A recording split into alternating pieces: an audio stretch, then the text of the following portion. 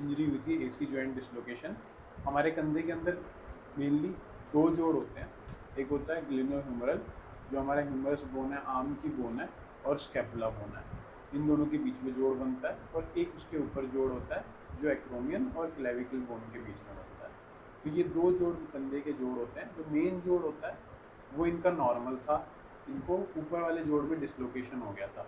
ये बोन और ये बोन दोनों अलग हो गई थी। ये बोन, क्लेविकल बोन जो है वो ऊपर चली गई थी, जिसके कारण क्या होता है कि ये आसपास के लिगामेंट टियर कर जाते हैं। जो कोरेकॉइड और क्लेविकल के बीच में लिगामेंट्स होते हैं जो इसको बांध के रखते हैं अपनी जगह पे, और इस कैप्सूल होता है यहाँ पे, वो सारी चीज़ें टियर कर जाती हैं। तो अब ऑपरेशन के दौरान क्या किया गया है कि इस लिगामेंट को, जो आपका कोरेकॉइड है और क्लेविकल है, इसको बांधा गया है। जो बटन देख रहे हैं बटन है, उसके बीच में एक मजबूत धागा होता है, एक रस्सी रोप टाइप होती है जो इसको पकड़ के रखती है ऐसे यहाँ पे, जब तक ये आपके लिगामेंट वापस नेचुरली हील ना हो जाए तब तक। क्योंकि ये इंजरी एक्यूट थी, तुरंत हुई थी, और आपने तुरंत इसके लिए प्रोसीजर करवा लिया, तो आपको इसके अंदर हीलिंग के चांसेस ज़्यादा होते हैं।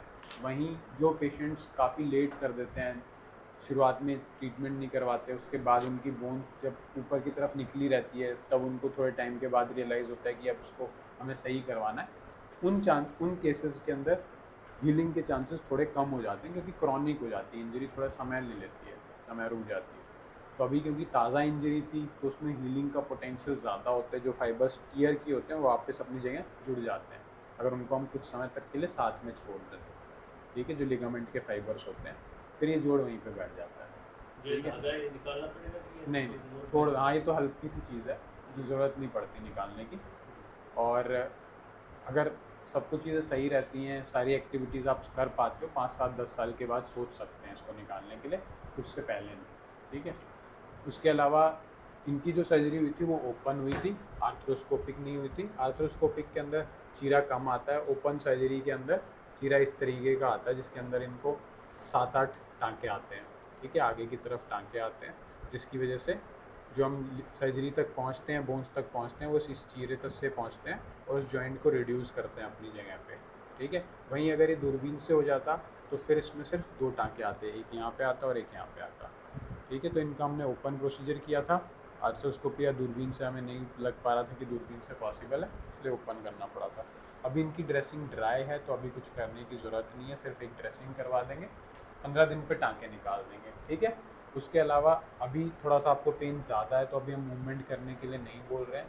धीरे धीरे करके जब आपका पेन खुद से कम हो जाएगा, तो क्या कर सकते हैं आप, हाथ से ही, इसी वाले हाथ से, जो नॉर्मल हाथ है आपका, उससे कोहनी को सपोर्ट करते हुए इस हाथ को कंधे के ऊपर चला सकते हैं, ताकि कंधे के अंदर चलने की आदत वापस आए, मूवमेंट वापस आए। हम चाहते हैं कि जो जॉइंट तो फिक्स हो गया है, लेकिन जॉइंट में हल्की सी भी मूवमेंट होती है तो पेन होता है। ठीक है, तो उस पेन की हमें हैबिट नहीं है अभी।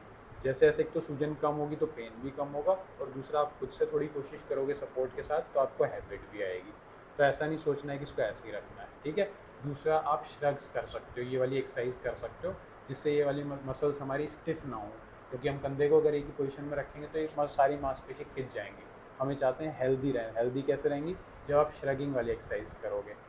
दोनों कंधों को उचकाना है आपको, ऊपर की तरफ लेके आना है। ठीक है, ऊपर की तरफ लेके आइए, छोड़िए, कर कोशिश कीजिए अभी। हाँ, कंधों के ऊपर, हाँ। नहीं हाँ, ऐसे धीरे धीरे, हाँ, शाबाश, शाबाश। ठीक है, ये वाली एक्सरसाइज कर सकते हैं, उससे आपकी मूवमेंट वापस आनी शुरू होगी, कि आपको आदत पड़ेगी कि भाई जैसा मेरा पहले था मूवमेंट, वो उस मूवमेंट तक पहुंचने के लिए हमें कहीं से तो स्टार्ट करना होगा। ठीक है, तो ये करेंगे तो बिल्कुल नॉर्मल हो जाएंगे। हाथ चलाते रहना ताकि हाथ के अंदर स्वेलिंग ना आए।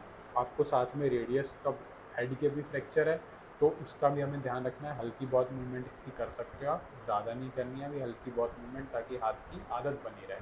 ठीक है, एक बार इसकी सूचर निकाल देंगे हम, टाँके निकालेंगे 2 हफ्ते में, उस समय पे इसका भी एक्सरे करा के देखेंगे कि इस फ्रैक्चर का क्या हाल है। ठीक है, ठीक है सर। सही हो जाएंगे।